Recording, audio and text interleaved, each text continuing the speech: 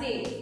Tujuan pembelajaran ini ada dua ya anak-anak, pengetahuan dan keterampilan. Pengetahuannya kalian akan belajar, kita akan belajar dengan metode diskusi dan tanya jawab ya, sehingga kalian bisa menyimpulkan pengertian persamaan dasar akuntansi.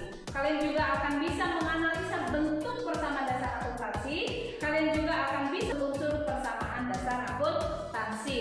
Ya, untuk keterampilannya kalian juga akan menganalisis bagaimana pengaruh transaksi terhadap harta, hutang, dan modal. Dan yang paling terakhir, kalian akan mencatat transaksi itu ke dalam persamaan dasar akuntansi. Nah, manfaatnya apa kira-kira? Kira-kira siapa yang tahu manfaat kita belajar ini? Tasya, ya. Kira-kira apa Tasya manfaatnya?